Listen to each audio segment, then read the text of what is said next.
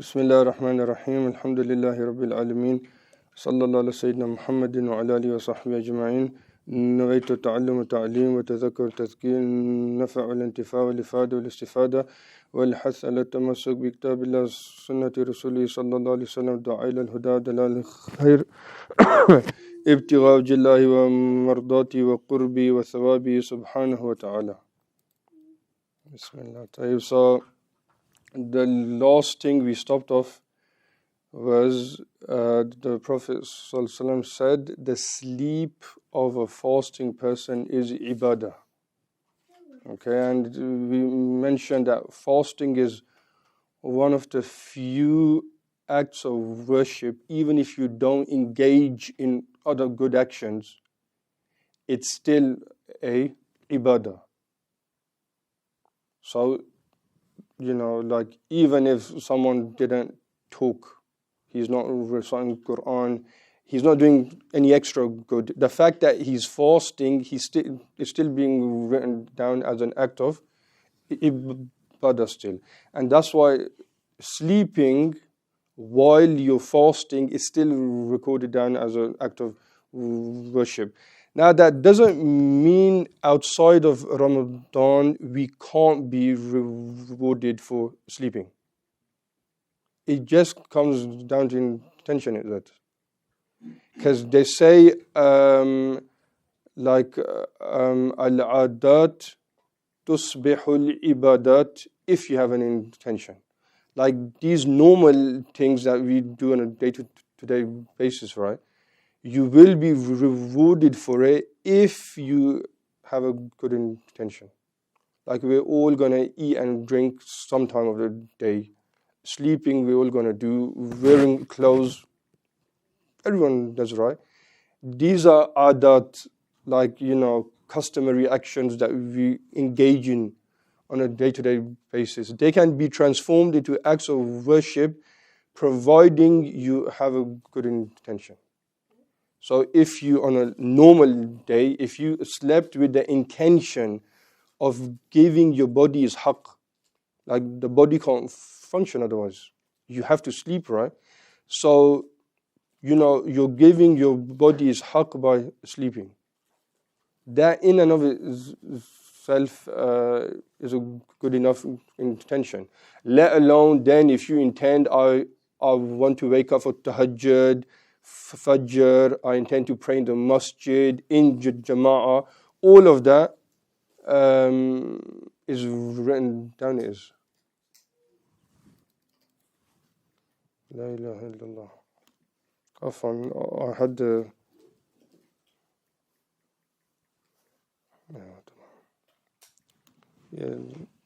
I didn't know I had that off. So we were just talking about the words of the Prophet where we stopped off at, that the La ilaha illallah sleep of a fasting person is ibadah. And we, just to quickly go over it again because I didn't have the thing on that time. So even outside of Ramadan, a person can make his sleep a form of worship if he has the correct intentions. Okay, so if you intend to wake up for Fajr, for Tahajjud, to pray in Jama'ah, you're possibly getting the reward of a fard while you sleep. Because you're intending to wake up to pray Fajr. So you're getting the reward of a fard when you sleep. If you make that intention in Ramadan, you're getting the reward of 70 fard.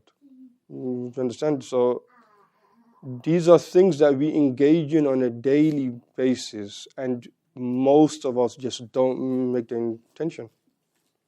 Eating and drinking is something we're constantly engaged in, right? You intend to eat to give your body its haqq, so it could function, worshipping God, being grateful to Allah subhanahu wa ta'ala, to eat with your right hand, to follow the sunnah, to be grateful to God after you eat. All of these intentions a person can make before they eat or they drink Unfortunately, most of us don't. So if you're making these intentions in Ramadan, one nafal intention is kind of a fard intention. And some of our scholars, they've recommended that after each fard prayer, you make the intention that you're waiting until the next fard. So you just pray Dhuhr now. Make the intention that I'm just going to occupy my time and wait until the Asr prayer so I could pray down time as well. In Jama'ah, in the masjid. So from Dhuhr till Asr time, the angels are writing down the reward of fard. Asr time, make the intention from Maghrib. 24 hours a day, they're just writing down the reward of fara'id. Because you're constantly making that intention. Then if you're making it in Ramadan, you're 70 times that, So these are, unfortunately, like Imam Nawawi mentions. He says, i'tikaf, right? The intention of i'tikaf, when you go into a masjid, is preferred that you make the intention of i'tikaf. Like you're going and dedicating, spending your time for the sake of Allah subhanahu wa ta'ala. That's what it means, right? He says the reward of i'tikaf is so great, and all it takes is just one simple intention. So most people go into masjids, thousands, especially the big masjids, right? Thousands of people go 5 times a day, Tarawih prayers, Masjid al-Haram, the Masjid of Prophet ﷺ, like these big masjids, no one makes an intention. So they've all lost out. Every second you're in the masjid, if you make the intention of i'tikaf, is being written down is.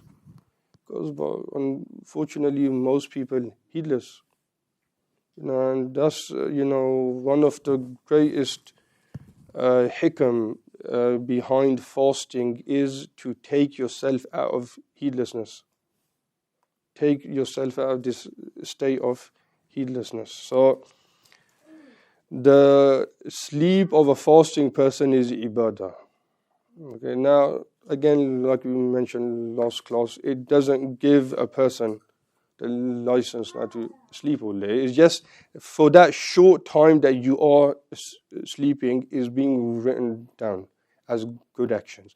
Then if you make multiple intentions on top of that, that's also being written down as well. So extremely important. Intentions is extremely important. This is what the Salihin mentioned. Whoever opens the door of intentions, God opens 70 doors of tawfiq for him. You make one righteous intentions, and God's going to facilitate 70 doors of divine grace for that person. So it's extremely important. And our scholars and teachers, they actually emphasize making intentions in this month as well. Especially in this month because it's multiplied days. So what they would, a lot of them, they would make intentions from this Ramadan until what they intend to do for next one.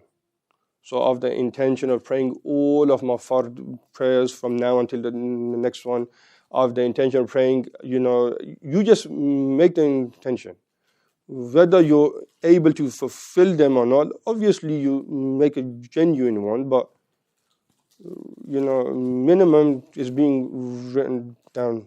Of the intention of praying my 5 daily prayers in Jama'ah, if I can in the masjid, for fasting 3 days a month from now on, fasting the 6 days of Shawwal. If you make that intention from now, it's being written as a fard, is obligatory act, And then, multiple intentions of the intention of spending my whole life in the worship of God, obedience of God, keeping away from the sinful acts, being good to my parents, to my brethren, all of these multiple, make intentions you want to become from the awliya.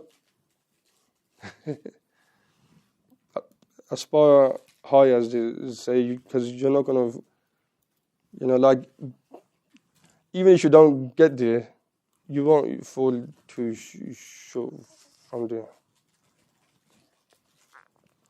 Now, nawm as-sa'im ibadah. The sleep of a fasting person is ibadah. And then he says, Abu Hurairah said, radiyallahu anhu, that the Prophet sallallahu alaihi wasallam said, إِذَا دَخَلَ شَهْرُ رَمَضَانَ فُتِحَتْ أَبْوَابُ الْجَنَّةِ وَغُلِّقَتْ أبواب النار وصفدت الشياطين ونادى مناد يا باغي الخير هلما ويا باغي الشر أقصر أو أقصر.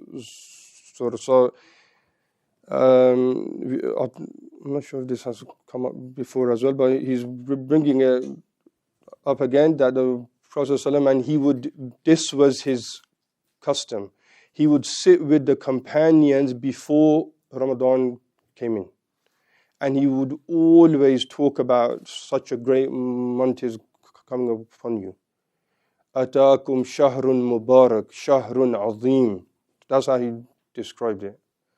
A mubarak, a blessed month is about to come upon you. Futtihat abwab al-jannah. All doors of Jannah are open. And for the entire month they kept open. All doors of hellfire closed, and for the entire month they kept closed. We've mentioned what the scholars have interpreted that. Like some of them mentioned this is referring to the mercy of God, the outpouring of the mercy of God and the forgiveness of God is much more in Ramadan, and that's what some narrations mention. Each night 60,000 people are freed from the hellfire. Every night 60,000. And on the last night, all of that number combined, 60 times 30, all of that number combined, God frees them from the hellfire on the last night he does. So also they mention what's meant that the doors of Jannah are open is that Allah subhanahu wa ta'ala gives people the ability to do a lot of good in Ramadan as well. As in they can do good actions. Most of us find this like when Ramadan comes, reciting Quran, tabarakallah, we've got this, himmah, aspiration, right?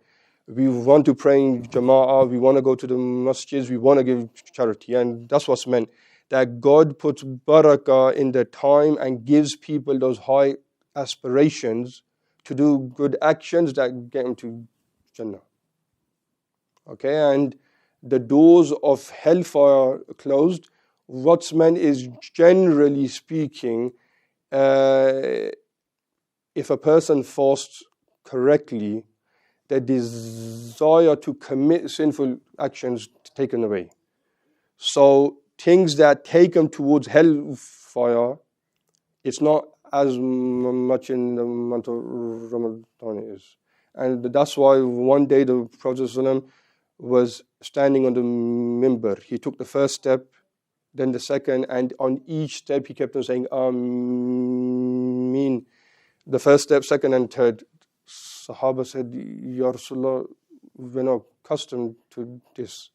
First step, Ameen, second one, third one. He goes, Jibreel came to me.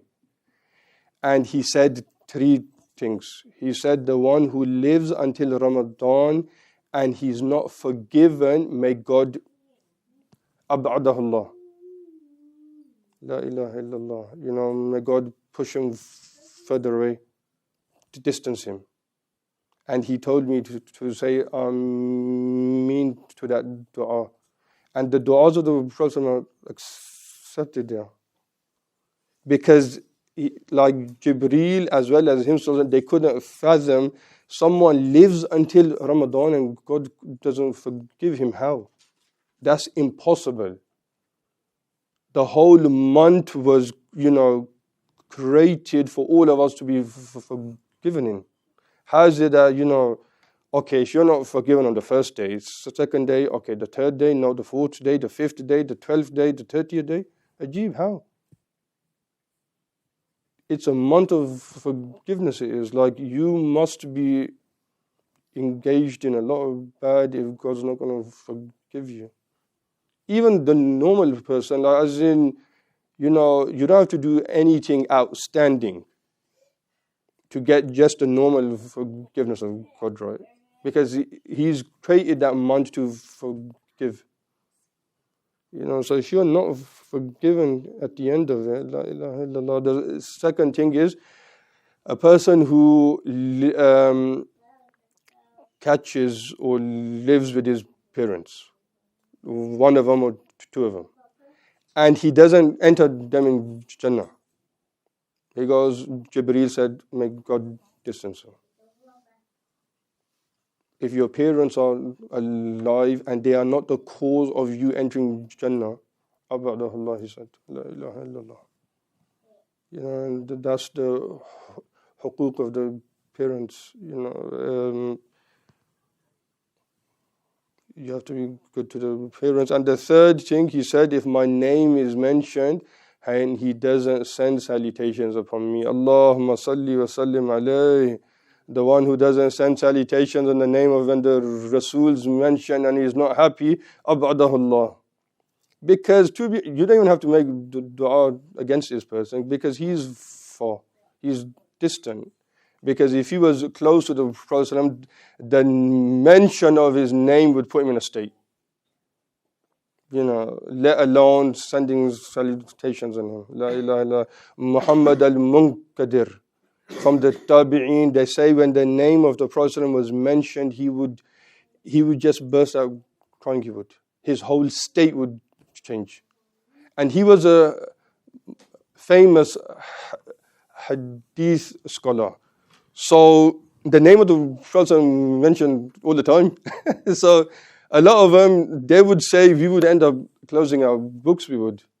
Because then, you're constantly saying, Haddathana Abu Huraira, Qala Rasulullah, so the name of the Prophet mentioned a lot. He would just cry and cry and cry, and we would feel sorry for him and just close our books and get up.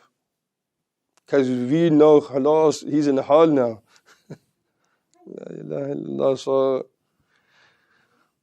So the doors of Jannah open, the doors of hellfire closed as well, and the shayateen are locked up. We mentioned this last class as well. Okay, the shayateen are locked up, and this is why you find a lot of even people that they're not so good outside of Ramadan. In Ramadan, they don't find it as difficult doing good actions because they don't have as bad, whisperings and things like that. وَنَادَى مُنَادٍ, a caller calls out. The one that wants to do goodness, let him come forward. And the one that wants to bad, let him go back. As in this month, God singled it out. All of the doors of Jannah opened, the doors of hellfire are closed, the devils are locked up. If you want to do good, this is the month. That's what's meant by it. If you ever wanted to do good, this is the time now. Come. You want to give charity, now's the time. You want to start praying, now's the time. You want to be generous, now's the time. If you want to do bad, no, now's not the time it is. That's not saying you can be bad at other times, but especially there's certain times and there's certain places as well, you can commit haram any other time. Just don't do it at that time. You don't go to the haram, the house of God, the sanctuary of God, and you start committing haram there. No, that's just,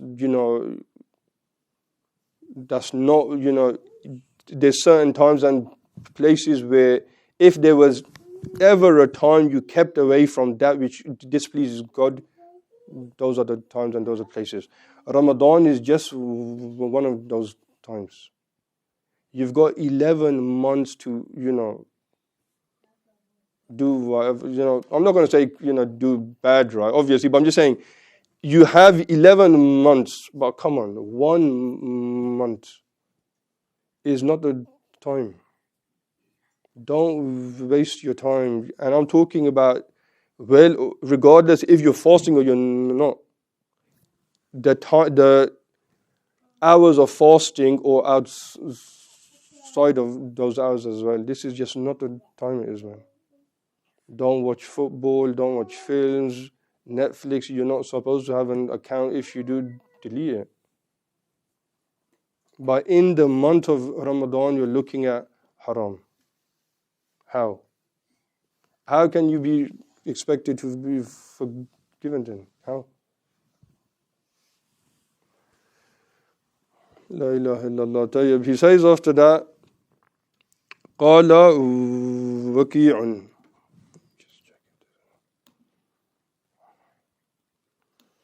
No.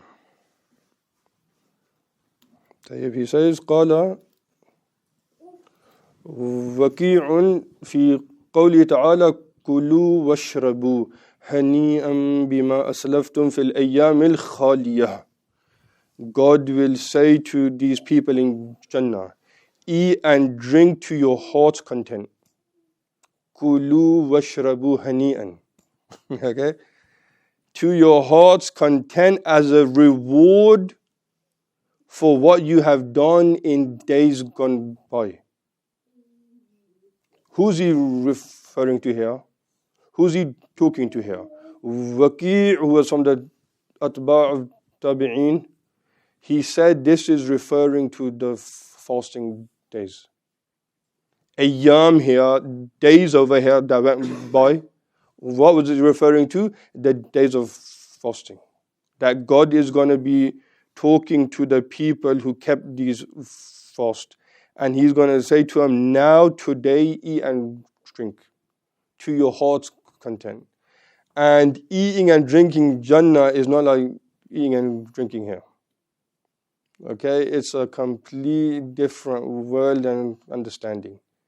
Here you need to prepare, you need to weigh, it's cooked, it's undercooked, it's overcooked, it tastes nice, it's too salty, it's too chili, sometimes it's for your tasting and not.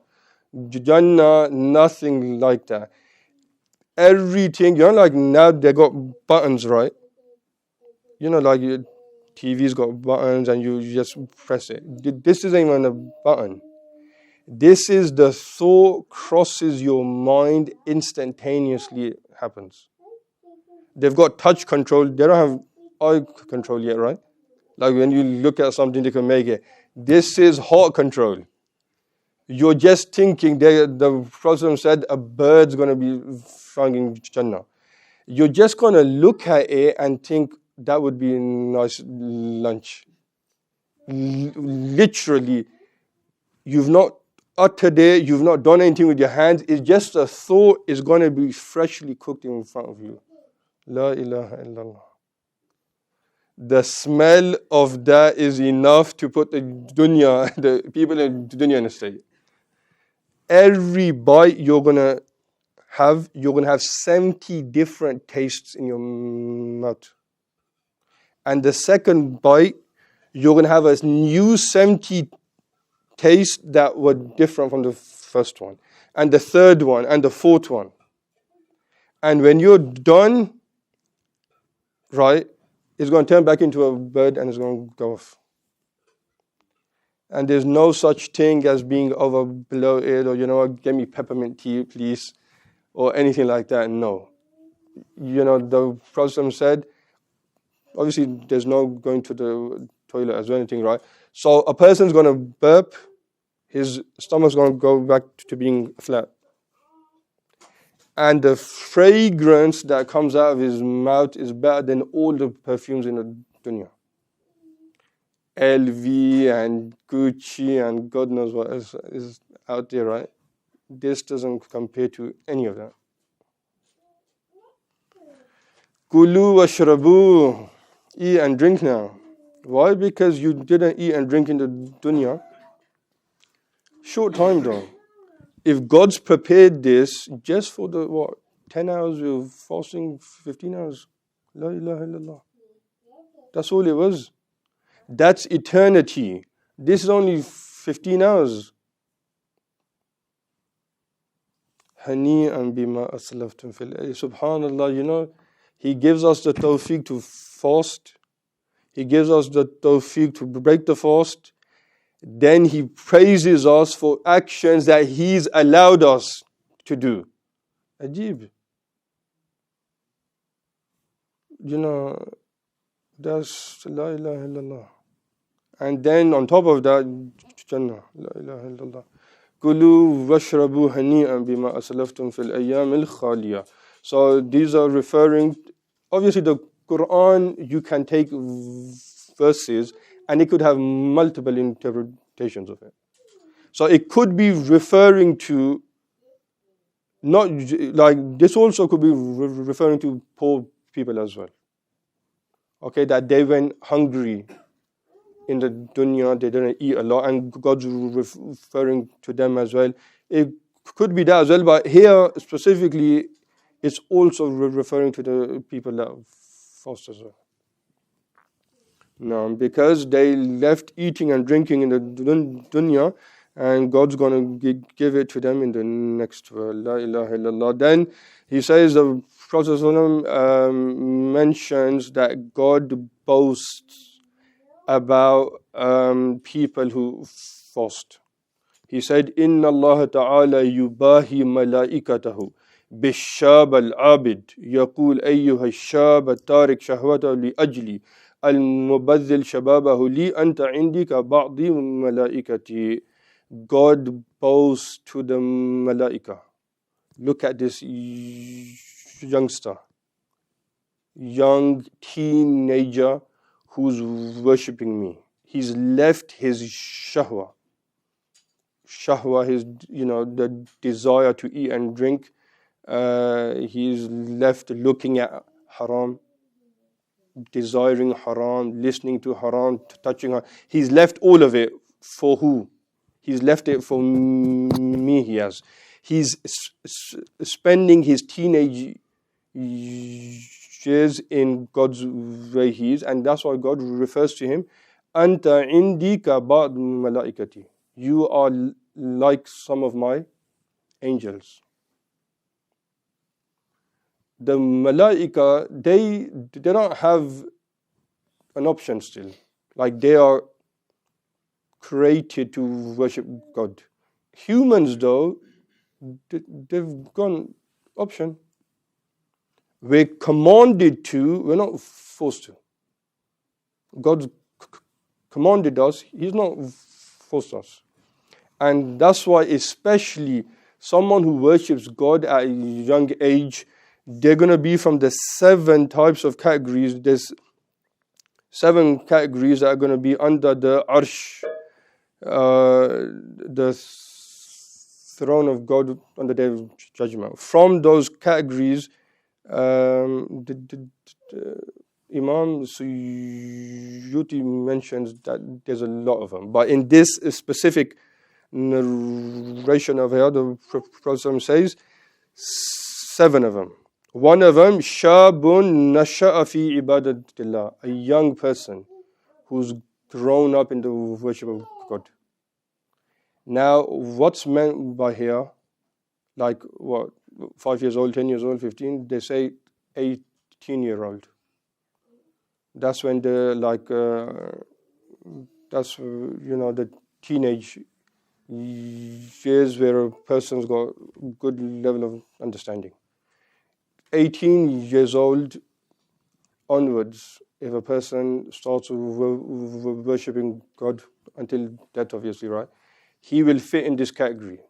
A young teenager who literally worship God. He's going to be from these 7 types of 7 category of people that will be under the throne, the arsh of God on the day of judgment. unfortunately, most people think, no, first I'm going to get a degree, then I'm going to work, then get married, spend my life. Then when I'm 40, 50 years old, I'll do tawbah after that.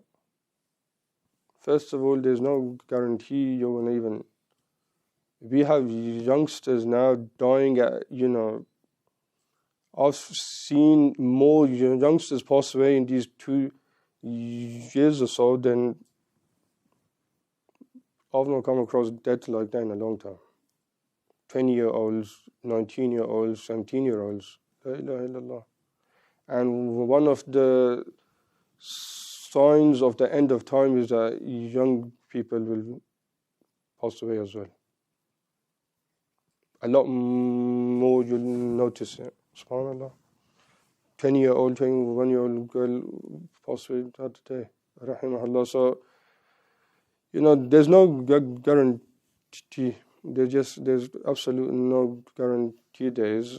People should definitely not have that mindset. You can worship God and do your degree still.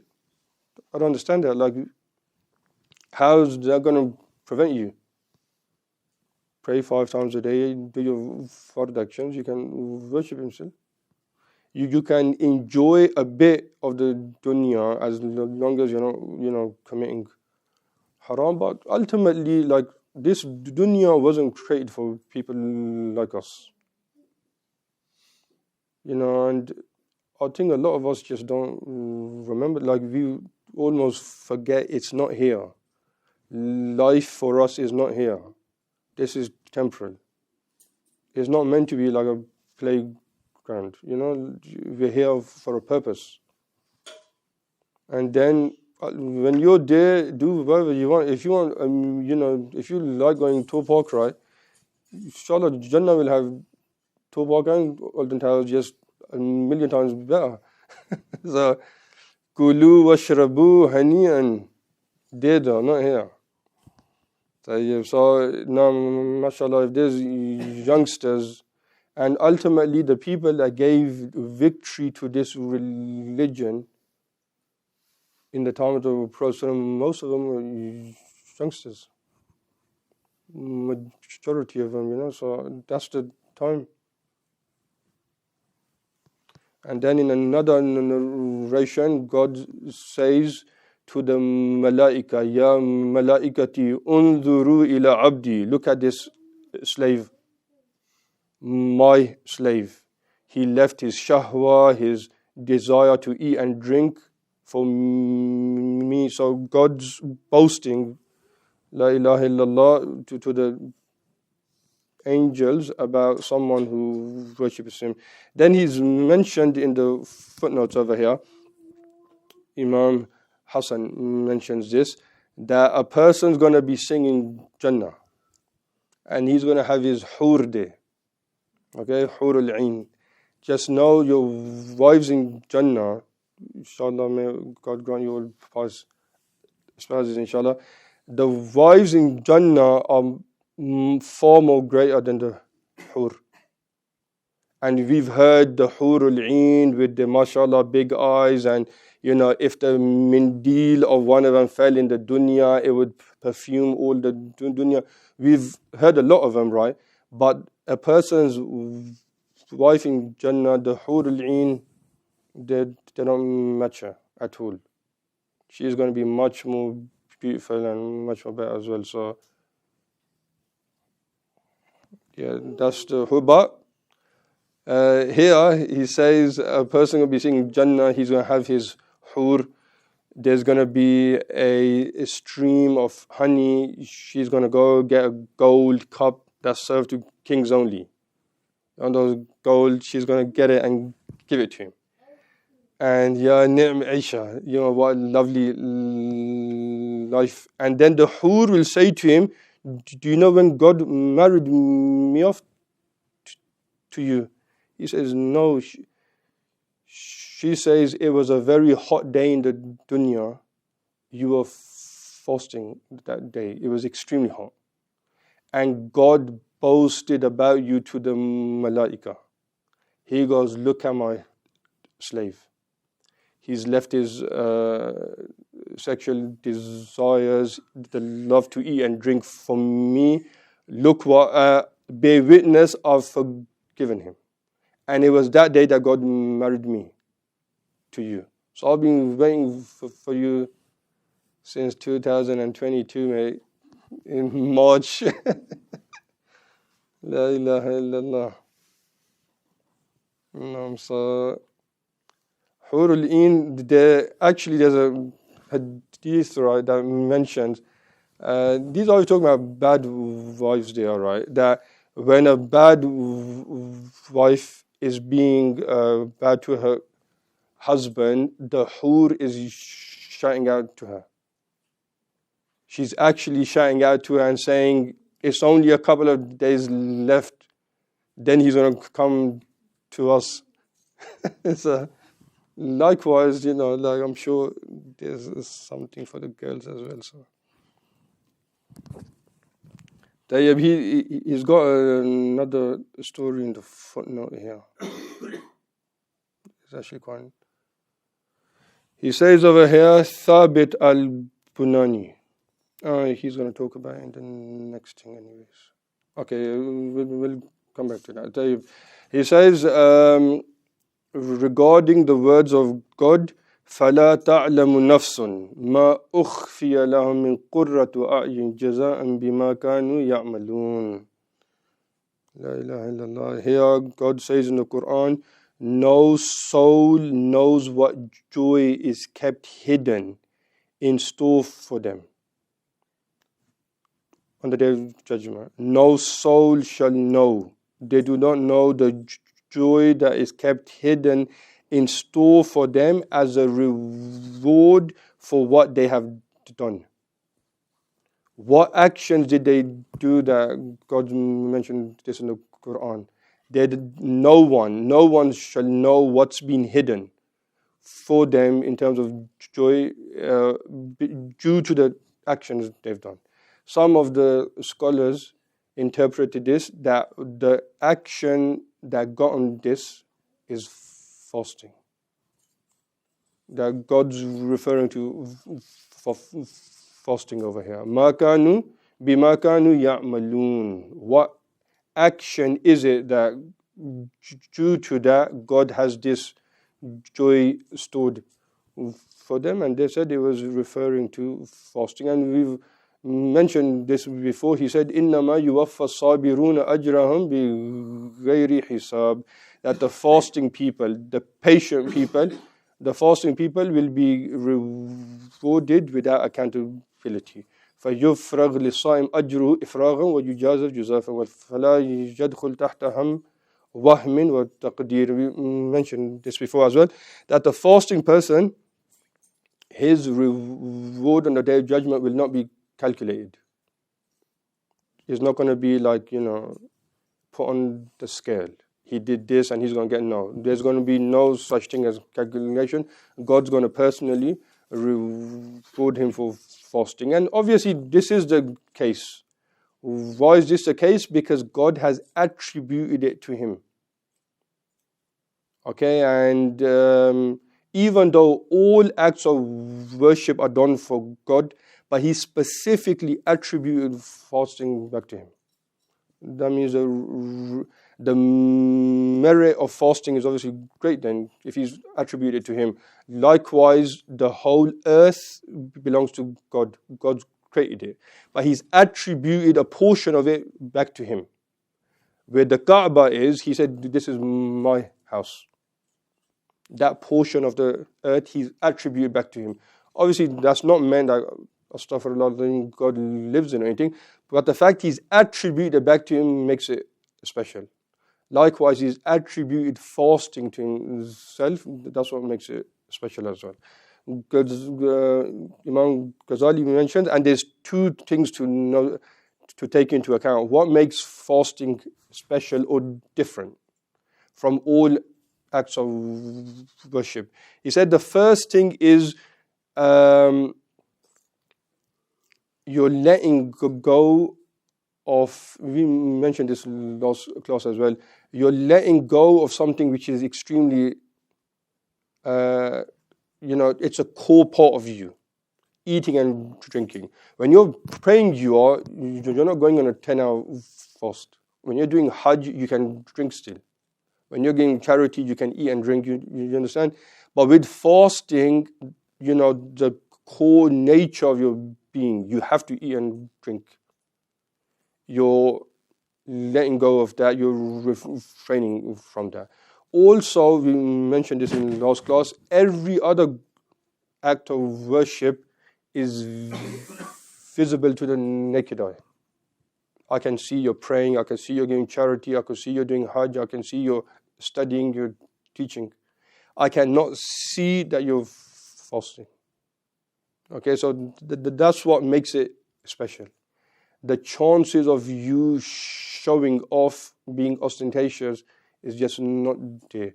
Unless, obviously, you just go and start telling everyone, which is a bit strange. Bro, do you know I'm fasting? Tabarakallah, mashallah. You don't need to tell people that, The second thing he says is, ultimately, you are breaking your shahwat. You're fighting against your nafs. And the nafs, if it pairs up with the shaitan, you're destroyed. That's your two greatest enemies. The shaitan is an external, right? He's your external enemy. The nafs is an internal one. And if the internal combines with the external, you're definitely destroyed. And even if you look at history, every time there's been problem, like in countries and governance, is because there's spies and hypocrites within the state. They team up with the external enemies, and that's how they destroy it. So your nafs, if it teams up with the shaitan, you're gone. So here you're absolutely, you're fighting against your nafs, and you're trying to control it and destroy it, and you're trying to imprison it. That's ultimately what you're doing here. So you've got a hypocrite, you've got a spy. You can't kill it, like not straight away, right? Because it's hard. So you're imprisoning it. Because if it gets out, it's going to go to the shaitan, and then game over. So what fasting does, it imprisons it. And that's why he says there's no greater way that the shaitan can get to your nafs except eating, drinking, your desires. So these are the things that, your desires become strong when you eat and drink. And this is what the Prophet said, Inna shaitan la yajri min ibn Adam majra dam. The shaitan flows through your body the way blood does. The way blood circulates around your body, that's how the shaitan does. And what's meant by that is, right now, you can't tell that there's blood circulating, right? Likewise, you can't tell the wasf of the shaitan, you can't actually tell because it's so powerful. He's constantly there. He's constantly putting those thoughts in your head. And then the Sahabi said, فَضَيِّقُوا مَجَارِهِ بِالْجُوءِ. The way to stop that circulation off, to cut it off. How? Hunger. That's the way you cut it off.